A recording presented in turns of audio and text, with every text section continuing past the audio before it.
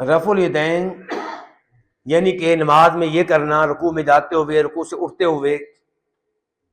یہ نبی علیہ الصلوۃ والسلام کی بہت پیاری سنت ہے،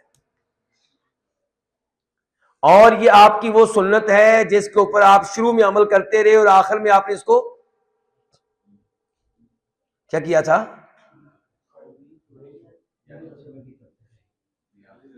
پوری زندگی اس کے اوپر آپ نے عمل کیا ہے، پوری زندگی آپ نے اس کے اوپر عمل کیا ہے، کبھی آپ نے اس کو چھوڑا نہیں ہے، اور چھوڑا نہیں ہے اس کی واضح دلیل ایک تو یہ ہے کہ آپ علیہ الصلوۃ والسلام کے وہ صحابہ جو آپ علیہ الصلوۃ والسلام کی آخری زندگی میں مسلمان ہوئے، کب مسلمان ہوئے؟ آخری زندگی میں، جنہوں نے آپ کی پہلی نمازیں دیکھی نہیں کیونکہ وہ یمن میں رہتے تھے اور کافر تھے اس زمانے میں،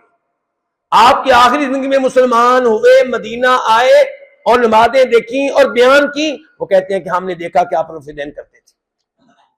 کون ہے یہ صحابی؟ نمبر ایک مالک بن حویرث، مالک بن حویرث، نمبر دو وائل بن حجر رضی اللہ تعالی عنہ، اور دوسرے نمبر پہ گزارش یہ ہے